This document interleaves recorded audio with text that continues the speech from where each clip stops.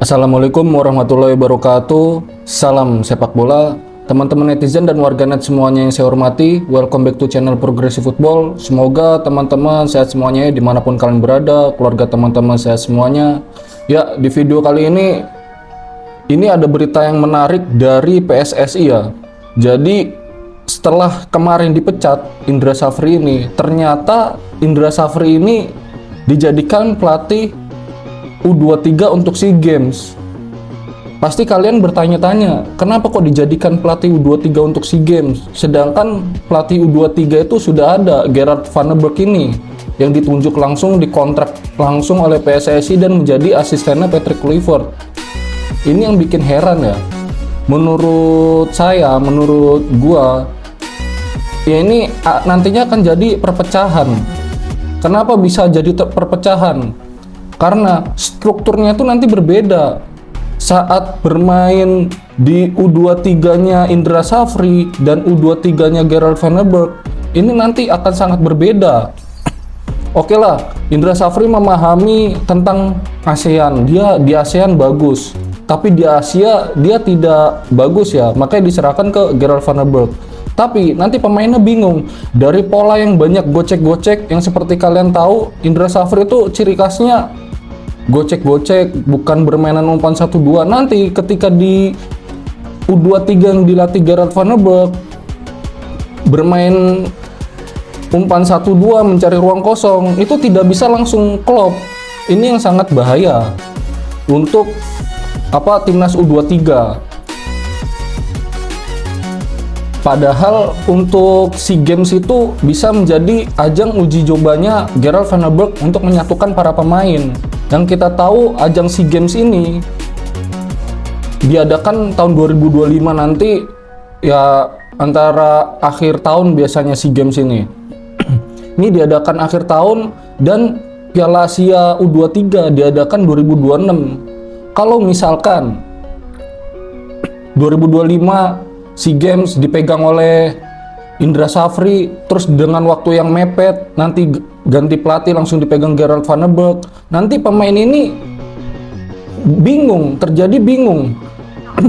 Sepak bolanya Asia pada saat di level Asia dan di level Asia Tenggara, justru kalau misalkan dipegang Gerard Van den Berg dari awal langsung, jadi Gerard Van den Berg ini bisa melihat potensi-potensi siapa aja yang nanti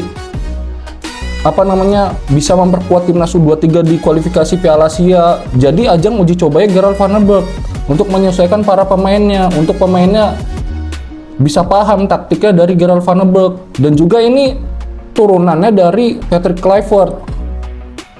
Jadi pemain Asia U23 nanti, pemain timnas U23 nanti yang akan bermain di Piala Asia maupun SEA Games itu kalau bisa dilatihnya oleh Gerard Van den Berg. Karena apa? Karena Gerard Van den Berg itu turunannya dari Patrick Kluivert, yang mana kalau misalkan dari senior, dari pemain U23, U20, 17 itu satu turunan, satu formasi, satu filosofi sepak bola, yang mana total football, mencari ruang kosong, pergerakan tanpa bolanya ada, umpan 1-2 sentuhannya ada. Jadi sama. Nanti sewaktu-waktu dari pemain U23 ini dipanggil ke senior, jadi nggak kaget. Kalau dari Indra Safri aja bermainnya banyak gocek, banyak menggiring bola, bukan mencari ruang kosong. Terus kalau ada pemainnya menyerang tidak ada yang membantu, telat transisinya dari bertahan ke menyerang. Begitupun kalau kita diserang, dari transisi kita menyerang ke bertahan itu telat, nanti itu bingung. Cara mengganggu lawannya itu bagaimana, cara ngeblok, cara formasi bertahan yang benar itu bagaimana, ini akan terganggu. Kalau misalkan nanti ada pemain U23 kita yang bermain di SEA Games tiba-tiba dipanggil oleh Patrick Kluivert, nah itu nanti tidak langsung bisa menyesuaikan taktiknya Patrick Kluivert karena bingung. Biasanya kalau di asuhannya Indra Safri, saya biasa banyak lari nggak guna, terus bingung mencari bola, mencari ruang kosong, cara merebutnya yang benar itu bingung bagaimana, dengan formasi bertahan itu bagaimana.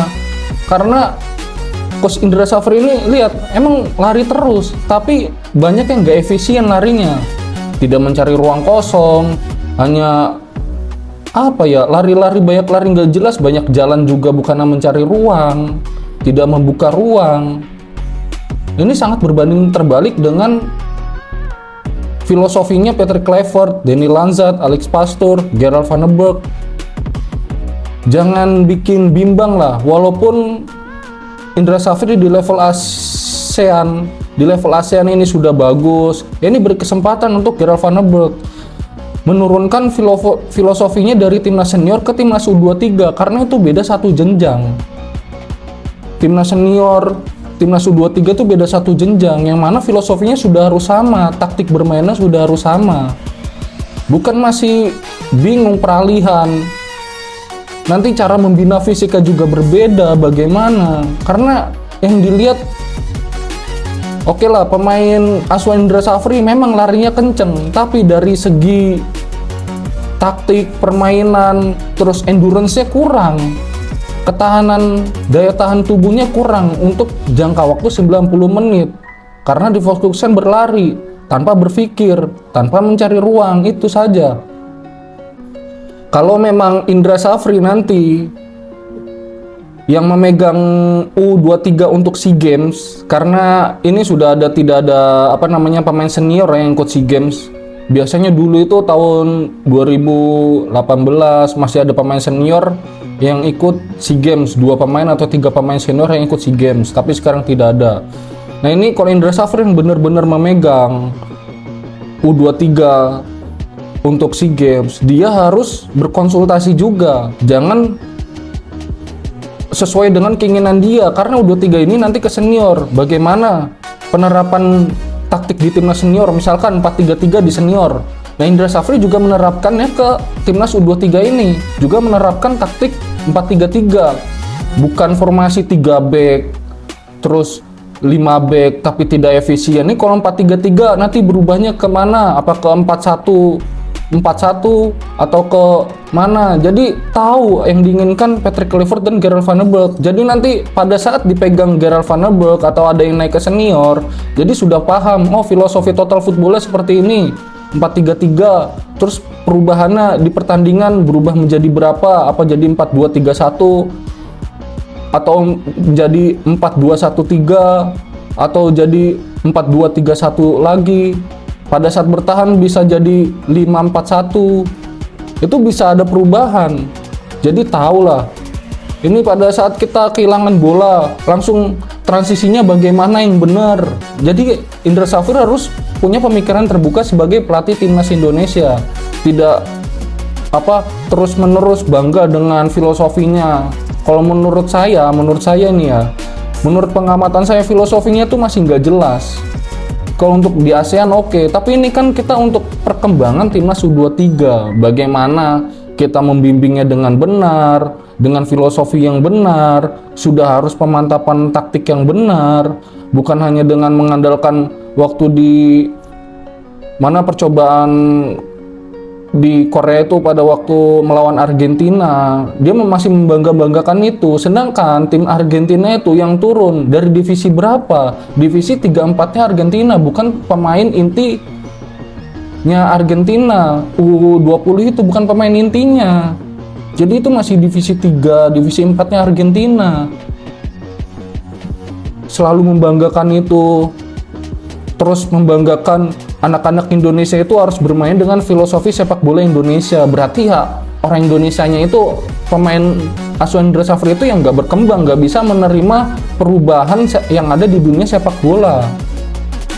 Kalau memang dia pemain profesional, ya dia harus mengikuti perkembangan dunia sepak bola, yang mana sekarang sudah banyak ada quick counter yang benar itu bukan asal nyerang semua tapi tidak ada yang membuka ruang, terus hanya 1-2 pemain yang menyerang. Tidak seperti itu, harus ada pemain yang support. Begitu juga dengan possession ball, penguasaan bolanya itu bagaimana.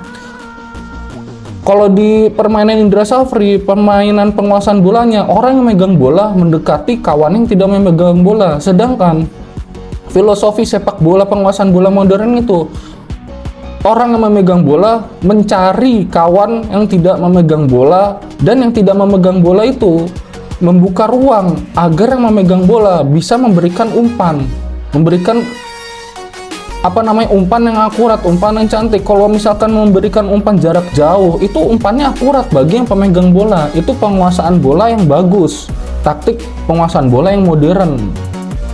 Oke, sekian berita sepak bola tentang pembahasan Indra Safri yang ditunjuk oleh Erick Thohir untuk memegang timnas U23 pada ajang SEA Games. Gua Iqbal dari Progressive Football, dan ciao.